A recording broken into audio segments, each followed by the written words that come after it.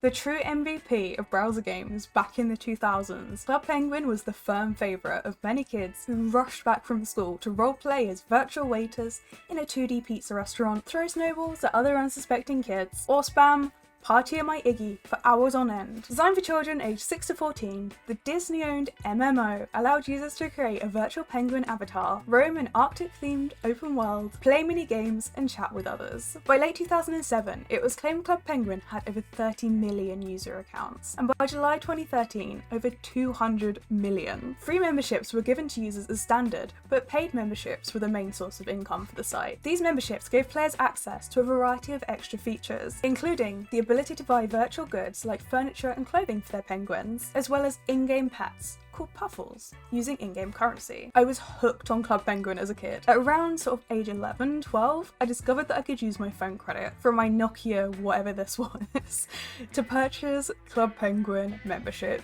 which I did regularly, and I did it to avoid asking my parents for one. It worked. They always wondered why I never had any credit though, considering I had like 2 contacts, and they were both of them. But I don't think they ever caught on to this day, until now. To the regret of many, the end finally came for Club Penguin on March the 30th, 2017, when its servers were officially shut down for good.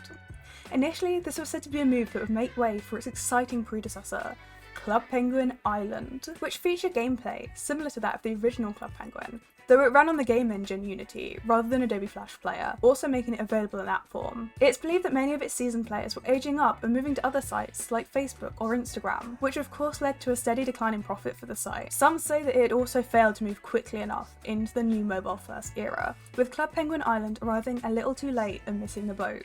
Users had already migrated elsewhere, and Club Penguin was getting left behind on its own tipping iceberg.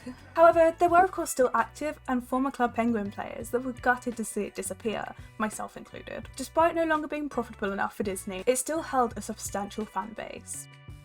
And this is where we enter the murky waters of Club Penguin private servers, or CPPSs, replicas of the game. It's important to emphasise that they are of no affiliation to the original Club Penguin, but rather use unlicensed asset files from it, a database, and a server emulator in order to create a similar environment for their own game. These pop-up Club Penguin games saw a surge in users during the COVID-19 pandemic, with housebound millennials flocking back for a dose of nostalgia. Popular Club Penguin CPPSs included Club Penguin Online and Club Penguin Rewritten. But that's great, right? We can still play a game we used to love and surely nobody gets hurt.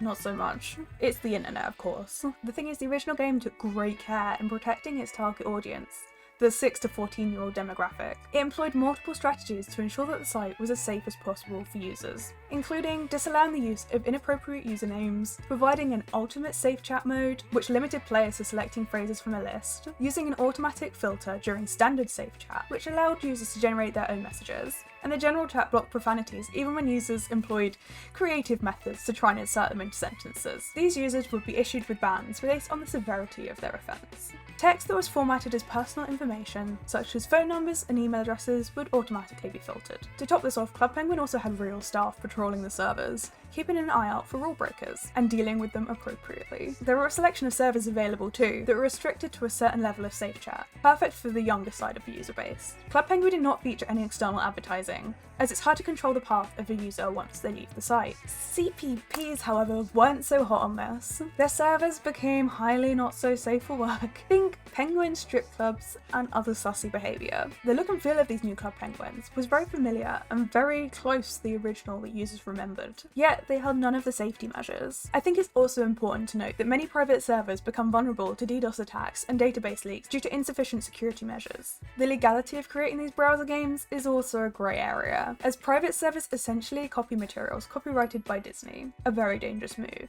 Club Penguin Rewritten, a well-known remake that launched in February 12, 2017, had 1 million users by October 12, 2017, but was permanently taken down on March 4th, 2018. However, come April 27, 2018, it returned with all of its accounts intact, citing financing and support from the community for its reappearance. On December 2nd, 2020, Club Penguin Rewritten had 8 million registered accounts, roughly twice as many as Club Penguin had in December 2006, when the game was launched. Last year I actually took a look at this site myself, and do still have some archive footage of it hanging around, so let's take a look and see how similar it was to the original Club Penguin. Right, so this here is the beauty that is Club Penguin Rewritten. To me, it's the exact same artwork from original Club Penguin. Looking like if my brain can recall that from so many years ago.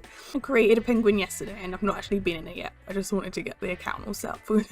all set up and ready to go. Right, so it looks like they're pretty active on it, this Club Penguin Rewritten people, because they've got events going on, like active events, which is cool. So I'm gonna start. Yes, as far as I remember, like, these are the same server names as well, because I remember being at primary school and going in and saying to my friend, like, let's go on Blizzard later. This is my starter penguin, and again, this is exactly how I remember it. I think it was like a tour guide hat. I remember that was a thing you could do as a penguin. Yes! Let's get some money and let's play Jetpack Adventure. I remember something about Club Penguin where you could just like click random places and unlock items. Not like normal gaming keys. This is gonna be intense concentration. Oh, no, no! Oh, no. That was lucky. Right, so with these, you could just like, I swear, certain parts of it. I don't know if the reimagined one does this. Background. These are like very Club Penguin items. I'm not sure if these are items that used to be around or these are recreated by these new people, but I'm pretty sure that used to be a thing, to be honest. I'm not sure if there's any like hidden bits. I'm obsessed with finding the hidden bits, if there are any. Nothing yet. Yes! Hidden item, but it's really boring. On the 13th of April 2022, the City of London Police Intellectual Property Crime Unit shut down Club Penguin Rewritten after seizing control of the website and detaining 3 people on suspicion of distributing materials infringing copyright. One of the game's administrators claimed that in response to requests from Disney, the team had shut down the game and voluntarily transferred authority of the website over to the police. It appears that in May 2020, Disney declared that all private servers using the Club Penguin name would receive DMCA takedown warnings after several claims of child predatory behaviour surfaced on another well-known private server.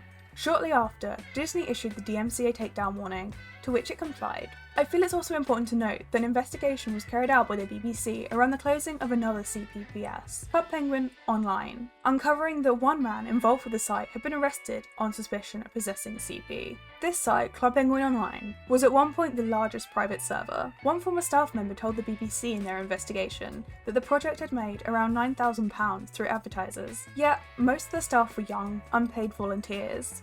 They also discovered that competition was fierce between Club Penguin Online and other unofficial versions of the game. Server owners accused each other of hacking, bullying and more, with one Club Penguin Online volunteer describing the situation as being like Game of Thrones with penguins. This volunteer also claims to have been encouraged to carry out attacks on rival servers, even as a minor.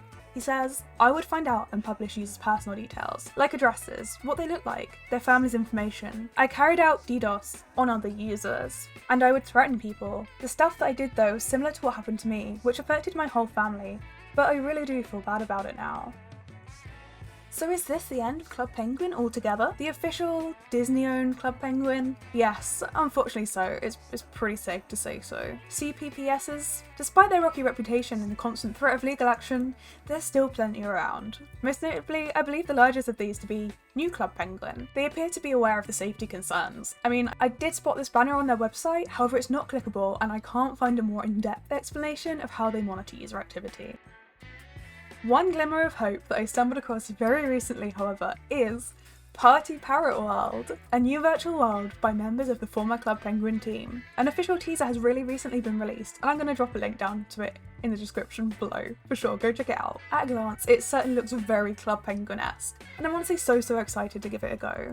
But on that note, I'm going to leave it here for today. Thank you so much for watching. I hope you enjoyed this video as much as I enjoyed making it. If so, don't forget to drop a like/subscribe down below because I would love to see you again in the next video. But on that note, Goodbye for now.